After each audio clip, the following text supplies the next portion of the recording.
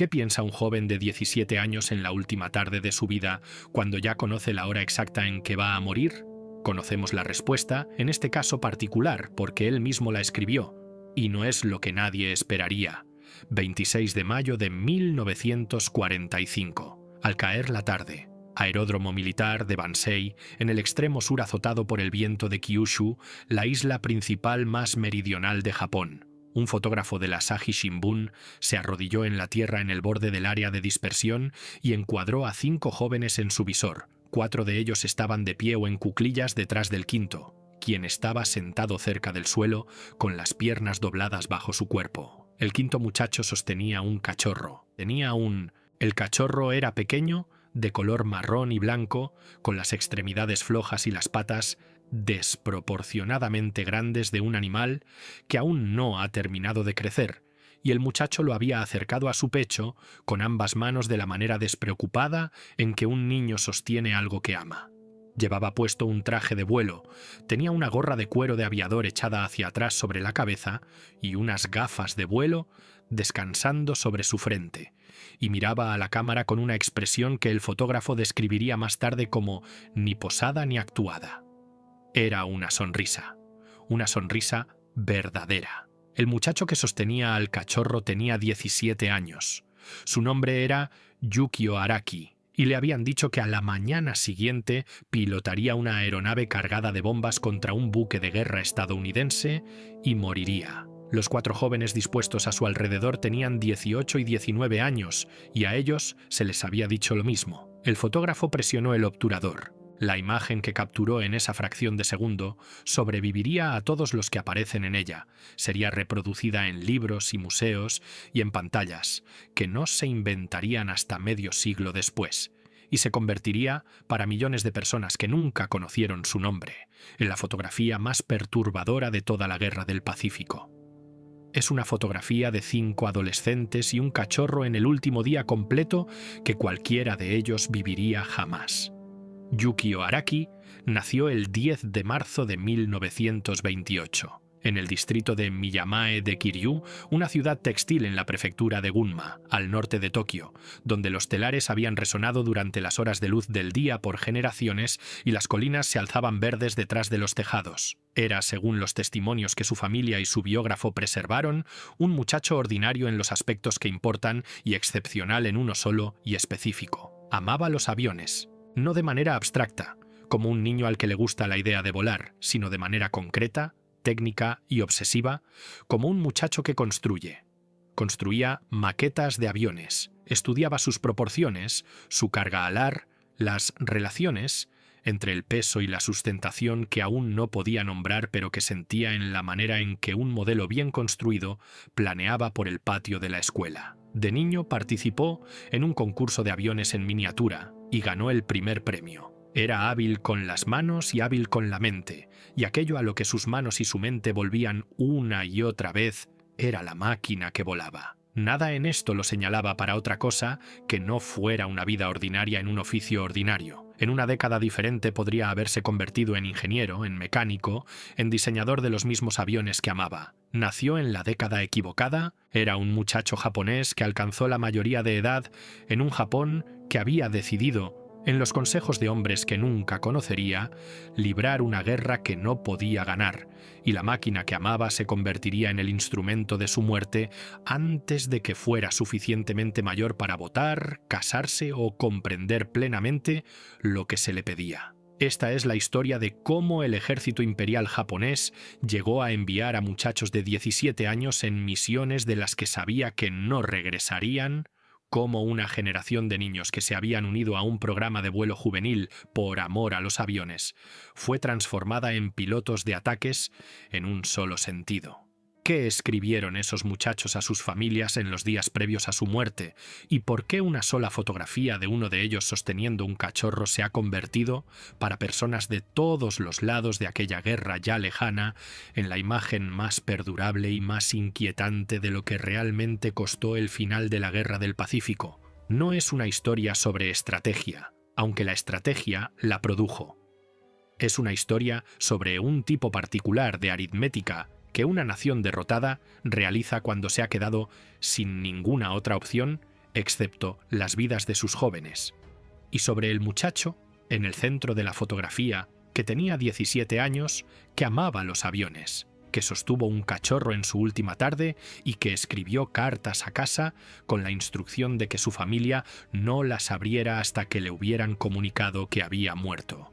Para entender cómo Yukio Araki terminó en aquella cabina de mando, hay que entender el programa que lo puso allí, y para entender el programa hay que entender la catástrofe que lo hizo parecer, a los hombres que dirigían el esfuerzo bélico japonés, algo razonable de hacer. En la primavera de 1945, la situación estratégica del Imperio de Japón había pasado de sombría a algo más cercano a terminal. La flota de portaaviones que había atacado Pearl Harbor en 1941 había sido destruida, sus tripulaciones de aviación irreemplazables perdidas en una serie de batallas que habían reducido el arma aérea naval japonesa a una fracción de su antigua fortaleza. Las fuerzas estadounidenses habían tomado las Marianas, las Filipinas y ahora asaltaban la propia Okinawa, una isla considerada territorio japonés metropolitano y cuya pérdida pondría a los bombarderos estadounidenses y a la eventual fuerza de invasión al alcance directo de las islas principales. Los pilotos expertos que alguna vez habían hecho de la aviación naval y militar japonesa una de las más formidables del mundo estaban en gran medida muertos, y el sistema de formación que debería haberlos reemplazado había sido privado de combustible, aeronaves y tiempo.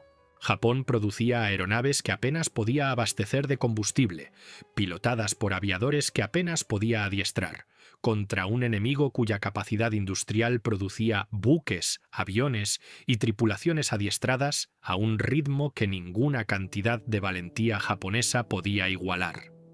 Las matemáticas del combate aéreo convencional se habían vuelto desesperadas. Un piloto japonés, escasamente entrenado en una aeronave obsoleta, enviado contra el fuego antiaéreo, dirigido por radar y la cobertura de cazas experimentados de una fuerza de tareas estadounidense, casi con toda seguridad sería derribado antes de poder infligir ningún daño. Su muerte no compraría nada. Fue contra este telón de fondo que el ejército japonés, primero la marina y luego el ejército, abrazó el ataque especial, el Toko, como doctrina oficial. La lógica era tan fría como terrible. Si un ataque convencional de un piloto a medias entrenado resultaría casi con certeza en la muerte de ese piloto, sin lograr nada, entonces quizás ese mismo piloto, al estrellar deliberadamente su aeronave y su carga de bombas contra un buque enemigo, podría al menos garantizar que su muerte lograra algo. El ataque especial convirtió la muerte casi segura del piloto de un desperdicio en un arma. Requería casi ningún entrenamiento, porque las únicas habilidades que exigía eran la capacidad de despegar, navegar hasta el área objetivo y apuntar la aeronave hacia un buque en su picada final. No requería un vuelo de regreso, lo que significaba que la aeronave no necesitaba combustible para la vuelta, y el piloto no necesitaba habilidades para el difícil asunto de aterrizar en un portaaviones o regresar a una base en zona de conflicto. Desde el punto de vista de un mando militar que había agotado todas las demás opciones, el ataque especial era el uso más eficiente de los recursos que le quedaban a Japón, que en 1945 consistían principalmente en aeronaves obsoletas y hombres muy jóvenes. Los japoneses dieron a estas unidades un nombre tomado de una leyenda del siglo XIII, el kamikaze, el viento divino, el tifón que había destruido 2 veces las flotas de invasión de Kublai Khan y salvado a Japón de los mongoles. La implicación era clara. Japón, enfrentando una invasión de nuevo, invocaría un nuevo viento divino, y esta vez el viento estaría hecho de sus propios hijos. Yukio Araki no se había ofrecido voluntario para nada de esto cuando se puso el uniforme por primera vez. Se había ofrecido voluntario para algo que parecía a un muchacho de 15 años que amaba los aviones, el cumplimiento de un sueño. A principios de la década de 1940, el Servicio Aéreo del Ejército Imperial japonés operaba un programa de entrenamiento de pilotos juveniles, una vía por la cual los muchachos podían ingresar al entrenamiento de aviación militar a una edad en la que, en tiempos de paz, aún habrían estado en la escuela. El programa se llamaba Sistema Shoji y atraía a muchachos de todo Japón, atraídos por la perspectiva de aprender a volar, por el prestigio del uniforme, por el fervor patriótico que saturaba la sociedad japonesa en aquellos años, y en muchos casos por el simple y poderoso anhelo de un muchacho con talento mecánico de poner sus manos en una aeronave real en lugar de un modelo de madera de balsa. Araki se unió a los 15 años. Era miembro de la 15ª clase del programa de pilotos juveniles. Alrededor de septiembre de 1943 comenzó su entrenamiento en la base aérea de Tachiarai.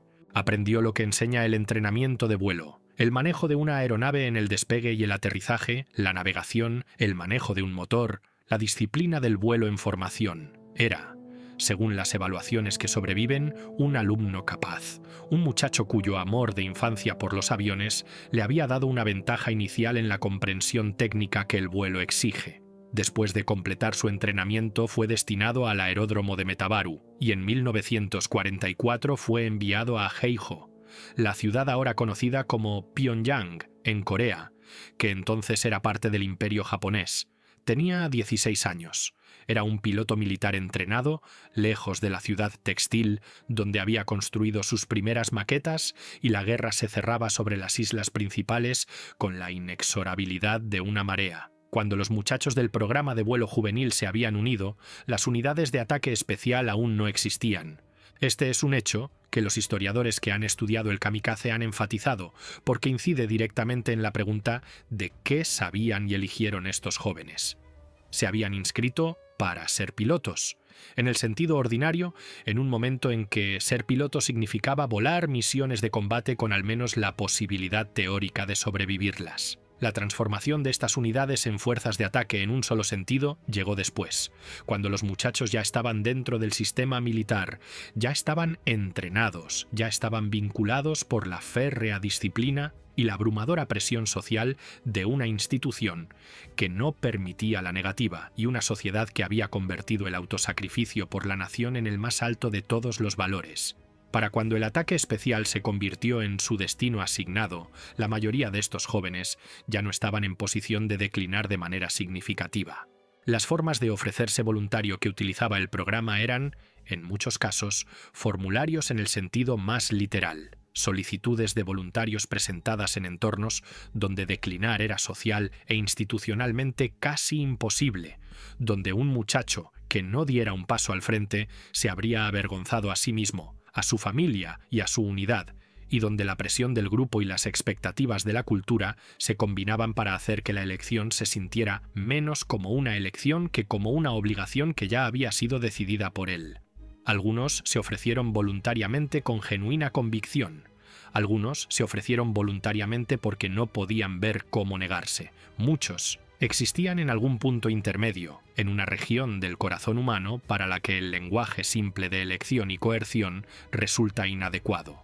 Lo que es claro es que Yukio Araki, que se había unido a los 15 años por amor a los aviones, se encontró a los 17 asignado a una unidad cuyo propósito era su muerte. La unidad era el 72º Escuadrón Shimbu, uno de los muchos escuadrones de ataque especial que el ejército formó en la desesperada primavera de 1945. En los primeros meses de ese año, los jóvenes pilotos del escuadrón se desplazaron por una serie de bases mientras los planes operativos cambiaban a su alrededor. Habían estado en Corea, órdenes de principios de mayo los enviaron de regreso hacia las islas principales, pasando por Pyongyang y luego a la base aérea de Metabaru, en la prefectura de Saga, donde Araki había realizado parte de su entrenamiento de vuelo el año anterior.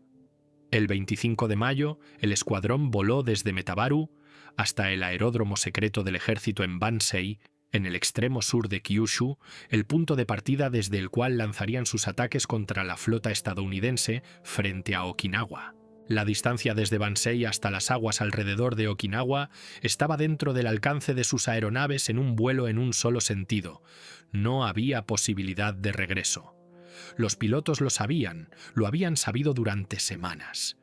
El movimiento hacia Bansei era la aproximación final no de una aeronave, sino de una vida, el último tramo de un viaje cuyo destino era un parche particular de océano a varios cientos de kilómetros al sur, donde los destructores estadounidenses montaban guardia en puestos de radar de piquete y esperaban exactamente el tipo de ataque que estos muchachos habían sido asignados a ejecutar. Fue durante este periodo, en los primeros días de abril, antes de los últimos movimientos del escuadrón, que Yukio Araki hizo lo que lo ha fijado en la historia de manera más firme que la forma de su muerte.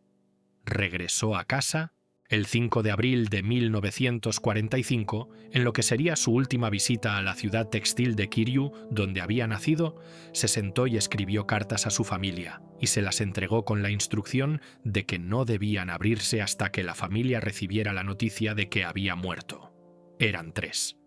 Una iba dirigida a su padre y su madre, una iba dirigida a su hermano mayor, Seiichi, y una iba dirigida a sus 3 hermanos menores, cuyos nombres eran Yasuyoshi, Yoshio y Kunikatsu. Estas cartas sobreviven. Han sido preservadas, transcritas y traducidas, y se encuentran entre los documentos más extraordinarios que surgieron de toda la Guerra del Pacífico, no porque sean elocuentes en ningún sentido literario, sino porque son de una manera insoportablemente ordinaria en la forma específica en que las palabras de un joven de 17 años que enfrenta la muerte son ordinarias. Son las palabras de un muchacho al que su cultura y su entrenamiento le han dado el vocabulario del sacrificio nacional y que usa ese vocabulario fielmente, y a través de cuyo fiel uso se filtra una y otra vez la voz inconfundible de un niño que ama a su familia y no entiende del todo por qué debe abandonarla.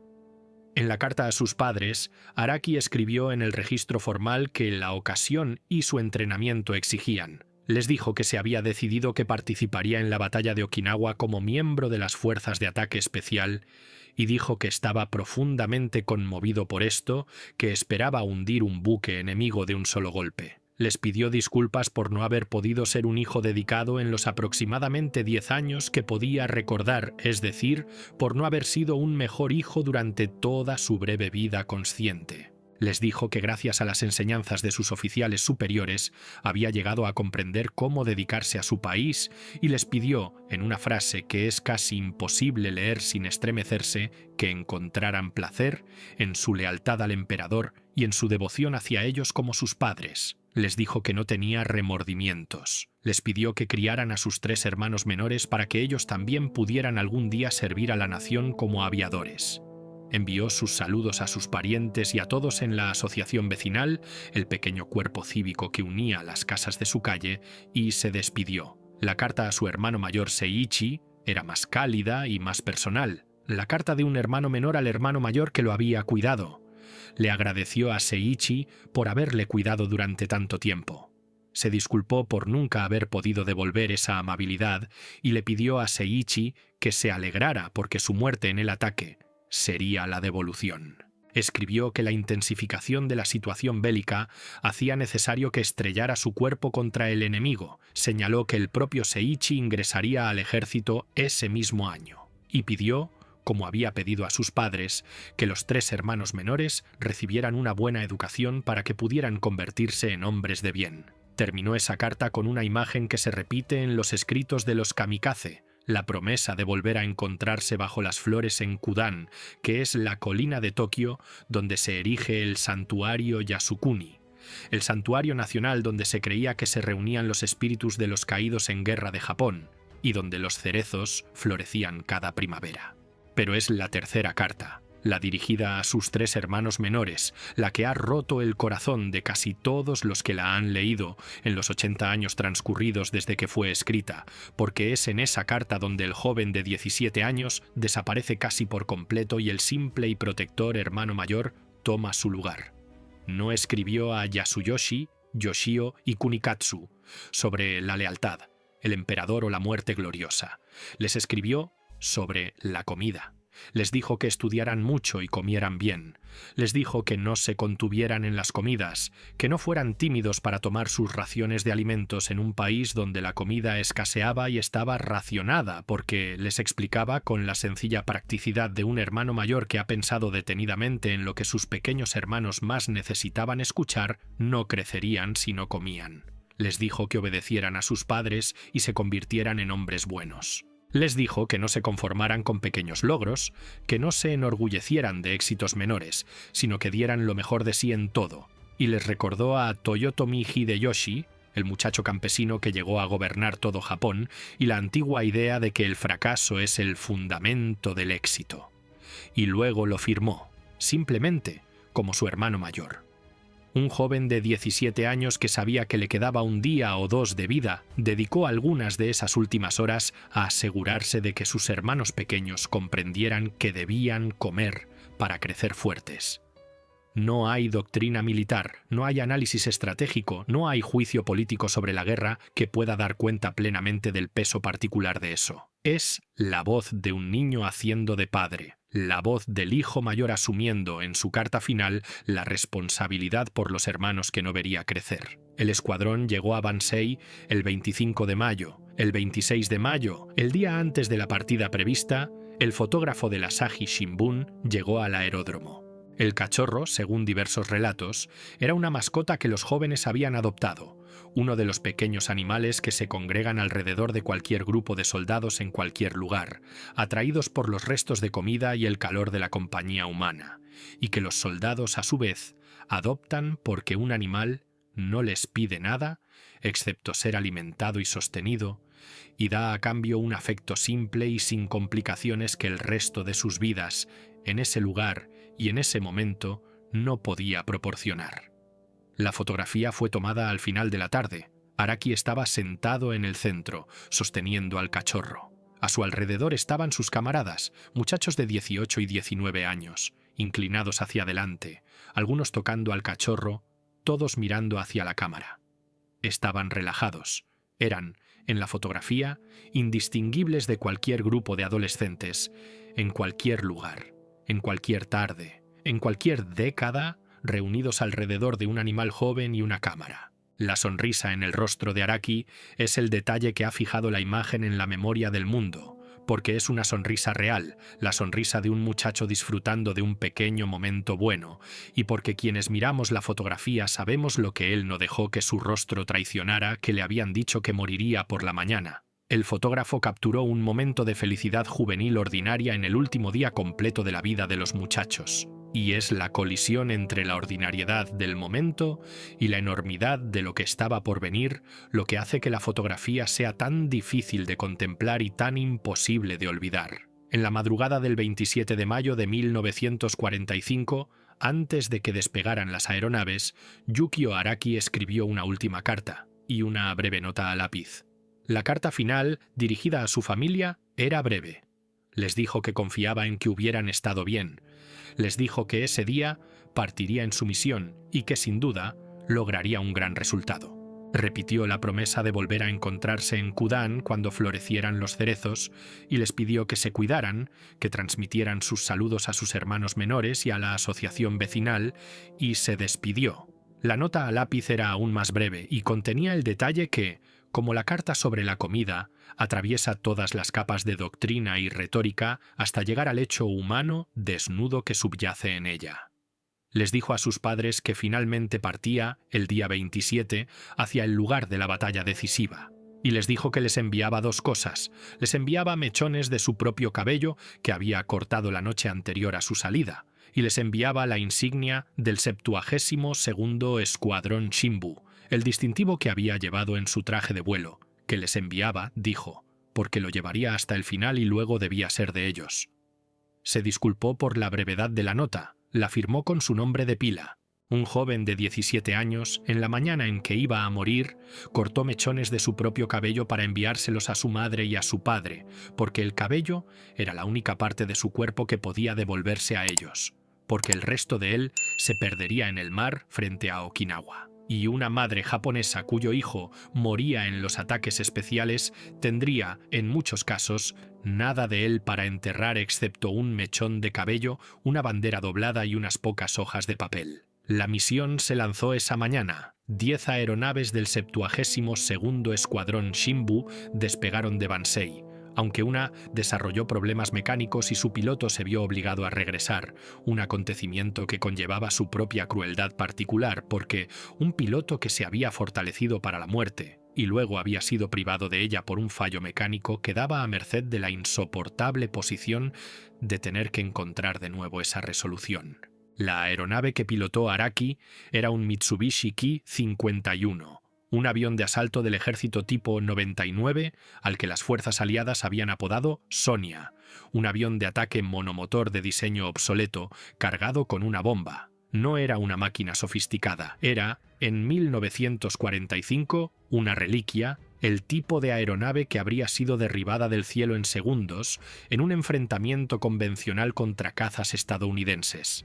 Pero para el propósito del ataque especial, la sofisticación no era necesaria. La aeronave tenía que volar hacia el sur, encontrar los buques estadounidenses y lanzarse en picada. Los pilotos volaron hacia Okinawa, hacia el anillo de buques de guerra estadounidenses que rodeaban la isla, y en particular hacia los destructores que montaban guardia en puestos de radar de piquete en un amplio círculo alrededor de la flota principal, a más de 65 kilómetros de las playas de desembarco, posicionados allí precisamente para detectar y absorber los ataques kamikaze antes de que pudieran alcanzar a los vulnerables transportes y portaaviones en el centro. El buque que se encontraba en el camino de Yukio Araki esa mañana era el USS Brain, un destructor, número de casco de guión 630, construido en los Bath Iron Works de Maine y votado en 1943. El 27 de mayo de 1945, el Brain y otro destructor, el USS Anthony, habían navegado hasta su posición asignada en el puesto de piquete de radar número 5, relevando a un tercer destructor que había mantenido el puesto antes que ellos. A las 7:44 de la mañana sonó el zafarrancho de combate en todo el Brain, la alarma que enviaba a cada hombre a bordo corriendo hacia su puesto de combate porque se habían detectado aeronaves japonesas descendiendo desde la nubosidad baja que colgaba sobre el mar esa mañana. El ataque llegó desde las nubes, desde la banda de estribor, un asalto coordinado de varias aeronaves en rápida sucesión. El Brain fue alcanzado por 2 aviones kamikaze en momentos sucesivos. Los registros japoneses y el análisis de posguerra sugieren que la aeronave de Yukio Araki fue uno de los 2 que la golpearon, aunque en la naturaleza del ataque especial, donde el piloto no sobrevive para informar y el caos del momento deja la atribución precisa en la incertidumbre, esto nunca podrá establecerse más allá de toda duda. Lo que es cierto es el resultado. Las 2 aeronaves que golpearon al Brain mataron a 66 de su tripulación, con cifras en algunos registros que alcanzan 67, e hirieron a muchos más, de una dotación de aproximadamente 325 hombres. Las explosiones y los incendios desgarraron el buque e infligieron daños catastróficos, pero el Brain no se hundió. Se mantuvo a flote. Su tripulación superviviente combatió los incendios y las inundaciones y fue mantenido a flote, remolcado hasta un lugar seguro, se le hicieron reparaciones temporales en Okinawa y luego navegó todo el camino de regreso hasta Boston para ser reparado de manera permanente, llegando a principios de agosto de 1945. Serviría en la Marina de los Estados Unidos durante otros 26 años hasta 1971. Tras lo cual fue vendido a Argentina. El destructor que Yukio Araki dio su vida de 17 años para destruir lo sobrevivió por más de un cuarto de siglo. Esta es la aritmética del ataque especial expresada sin rodeos. Un muchacho de 17 años, entrenado a un enorme costo durante 2 años, pilotando una aeronave que la nación no podía permitirse perder, murió deliberadamente con el fin de matar a 66 marineros estadounidenses y dañar un buque que fue reparado y regresó al servicio. Los 66 hombres que murieron a bordo del Brain también eran jóvenes, también eran hijos de alguien, también habían escrito cartas a casa que sus familias recibirían con el mismo dolor que sentiría la familia de Araki cuando abriera las cartas que él les había dejado. No hay un libro de cuentas en el que nada de esto esté equilibrado. El efecto estratégico del daño del Brain en el resultado de la batalla de Okinawa fue insignificante. La isla cayó en manos de las fuerzas estadounidenses. La guerra continuó. Los ataques especiales de la primavera de 1945, del cual el de Araki fue uno entre miles, infligieron pérdidas reales y graves a la flota estadounidense, hundiendo decenas de buques y matando a miles de marineros, pero no alteraron el resultado de la guerra ni un solo día, y el mando japonés que los ordenó entendía, en algún nivel, que no podía admitir públicamente que no lo harían. Los ataques continuaron no porque estuvieran ganando la guerra, sino porque la alternativa era admitir que la guerra estaba perdida, y los hombres que dirigían el ejército japonés no eran capaces, en la primavera de 1945, de hacer esa admisión, y por eso continuaron gastando las vidas de muchachos de 17 años contra un resultado que esas vidas no podían cambiar. Los 5 jóvenes de la fotografía murieron todos el 27 de mayo de 1945. Araki y sus camaradas del 72º Escuadrón Shinbu fueron parte de los cientos de muchachos del programa de vuelo juvenil que murieron como kamikaze en esos meses finales. Una generación de niños que se habían unido por amor a los aviones y fueron sacrificados en ataques en un solo sentido contra una flota que no podían detener. Los pilotos kamikaze más jóvenes, en todas las unidades, tenían 17 años, la misma edad que Araki, y la gran mayoría tenía entre 17 y poco más de 20 años. Eran, en el lenguaje preciso y terrible del programa, muchachos. La institución que los enviaba conocía sus edades. Las madres y los padres que recibían sus cartas conocían sus edades. El fotógrafo que tomó la fotografía sabía que el muchacho que sostenía al cachorro tenía 17 años. Todos los involucrados en la maquinaria que producía el kamikaze sabían que enviaban niños. Y la maquinaria los enviaba de todos modos, porque los hombres que la dirigían habían construido un sistema de valores en el que la muerte de un niño por la nación no era una tragedia que debía prevenirse, sino un honor que debía otorgarse. La pregunta de cómo entender a estos muchachos, qué entendían ellos que estaban haciendo, es una que ha ocupado a historiadores, japoneses, estadounidenses y de otros países durante los 80 años transcurridos desde que terminó la guerra y no admite respuestas fáciles. La imagen occidental popular del kamikaze, especialmente en las décadas inmediatamente posteriores a la guerra, era la del fanático, el celote lavado de cerebro consumido por un culto a la muerte ajeno, y esta imagen era falsa. Era una caricatura construida por personas que necesitaban que el enemigo fuera incomprensible. Los muchachos no eran fanáticos. En su mayoría eran jóvenes asustados, reflexivos y ordinarios que habían sido criados en una sociedad que colocaba la nación por encima del individuo, que habían sido entrenados en una institución que castigaba cualquier desviación y que enfrentaban su muerte con una gama de emociones que incluían la resignación, el terror, el duelo, una tranquilidad extraña y culturalmente específica, y el miedo animal, simple que cualquier ser humano siente frente a la muerte segura. Las cartas que dejaron, cuando se leen honestamente y en su totalidad, no suenan como los escritos de fanáticos. Suenan como los escritos de niños que se esfuerzan mucho por ser valientes, que recurren al vocabulario patriótico que su cultura les ha dado porque es el único vocabulario disponible para la cosa insoportable que les está sucediendo, y a través de cuyo cuidadoso despliegue de ese vocabulario sigue irrumpiendo la voz inconfundible de una persona joven ordinaria, asustada y llena de amor.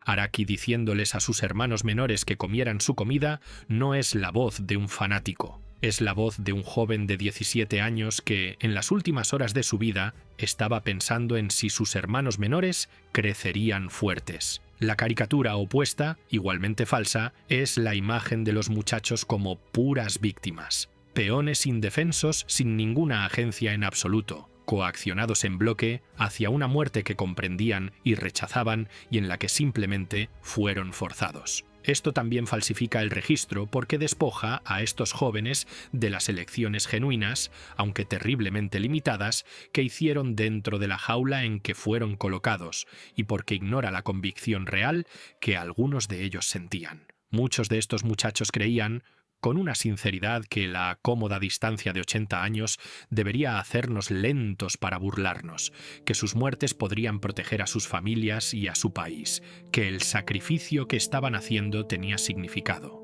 Estaban equivocados sobre el valor estratégico de sus muertes, pero no eran estúpidos y no estaban simplemente engañados.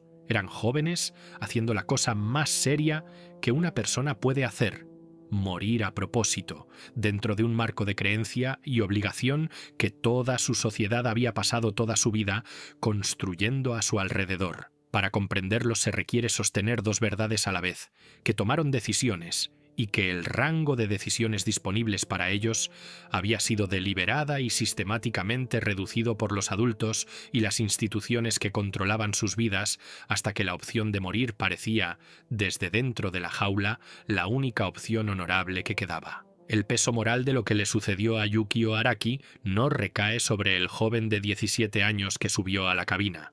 Recae sobre los hombres, décadas mayores, que construyeron el sistema que lo puso allí, que calcularon que una generación de muchachos era una moneda aceptable para gastar en una guerra que ya habían perdido, y que continuaron gastando esa moneda mucho después de saber que no compraría nada. La fotografía sobrevivió. Esta es una de las extrañas misericordias y crueldades de la historia, que la imagen tomada en aquella última tarde, el muchacho y el cachorro y los 4 camaradas, sobrevivió a todos los que aparecen en ella y viajó hacia un futuro que ninguno de ellos podría haber imaginado. Fue publicada en Japón y en las décadas posteriores a la guerra en todo el mundo. Se convirtió, para generaciones de personas que nunca aprendieron el nombre de Araki, en el rostro del kamikaze, pero un rostro completamente diferente al que la propaganda de guerra de ambos lados había construido. No era el rostro de un fanático, un monstruo o un enemigo sin rostro. Era el rostro de un niño, sonriendo, sosteniendo un pequeño animal en una tarde de primavera. Las personas que vieron la fotografía y conocieron la historia detrás de ella descubrieron que les hacía algo que las estadísticas y la estrategia no podían hacer. Convirtió la abstracción en algo concreto.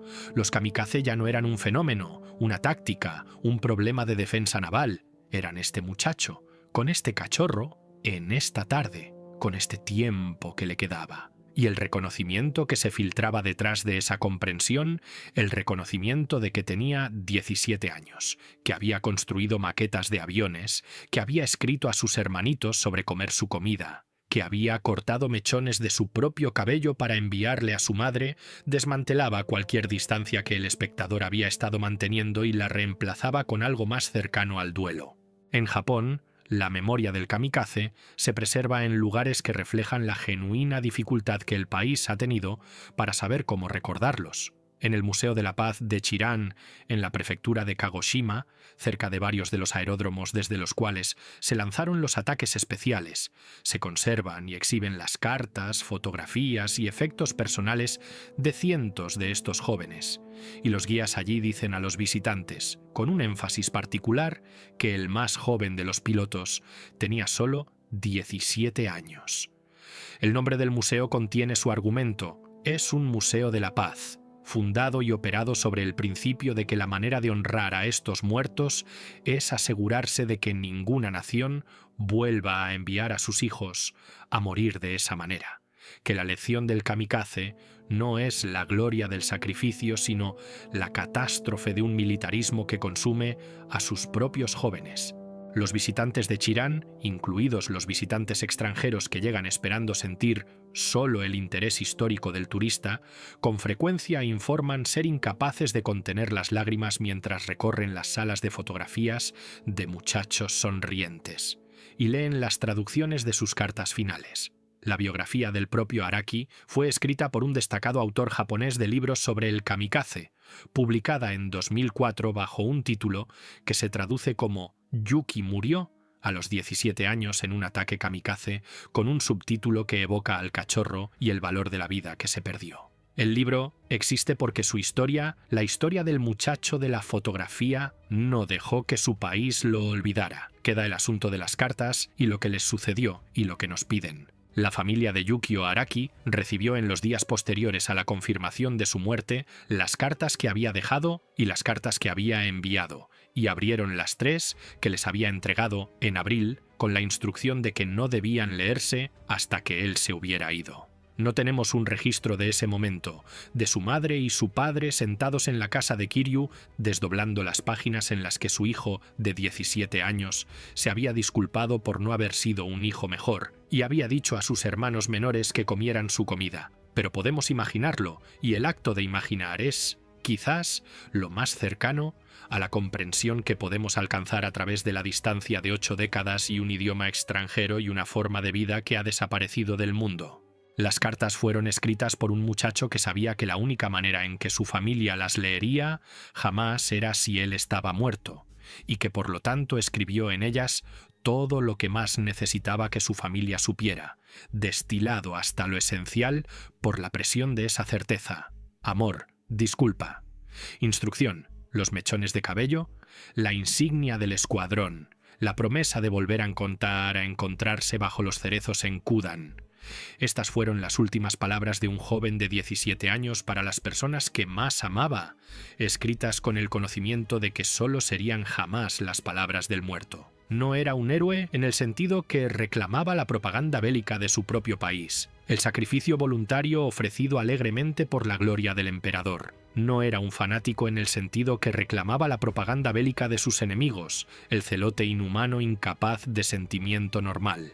Era un muchacho de 17 años de una ciudad textil que amaba los aviones, que sostuvo un cachorro en su última tarde, que escribió a sus hermanos sobre la comida y que pilotó una aeronave obsoleta contra el costado de un destructor estadounidense en la mañana del 27 de mayo de 1945, porque los adultos que dirigían su mundo habían decidido que su vida era algo que tenían derecho a gastar. El destructor sobrevivió. La guerra se perdió de todos modos. Los 66 marineros estadounidenses que murieron junto a él también tenían 17 y 18 y 20 años. También eran hijos de alguien.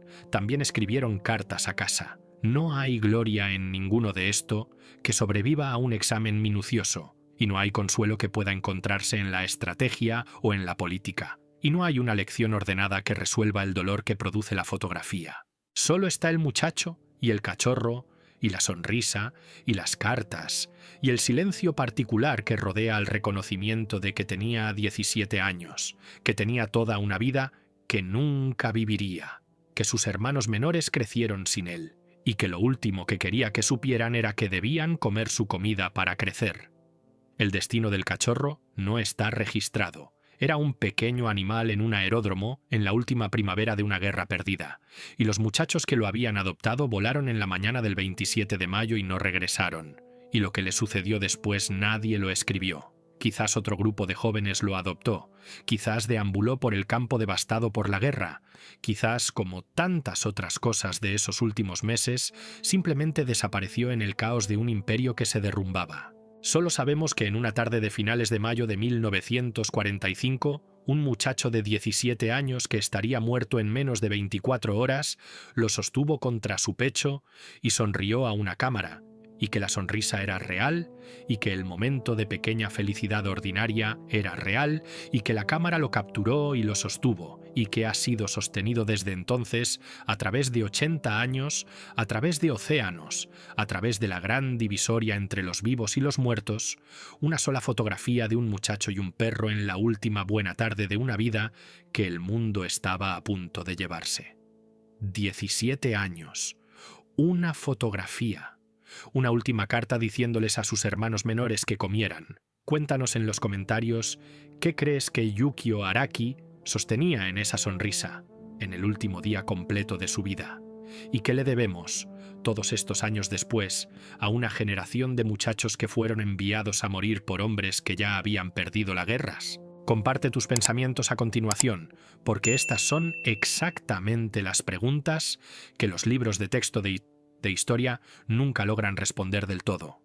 Suscríbete y activa las notificaciones, porque cada semana regresamos a los archivos en busca de las historias humanas detrás de la gran catástrofe del siglo XX, las que se cuentan no a través de estadísticas, sino a través de las personas que vivieron y murieron dentro de ellas.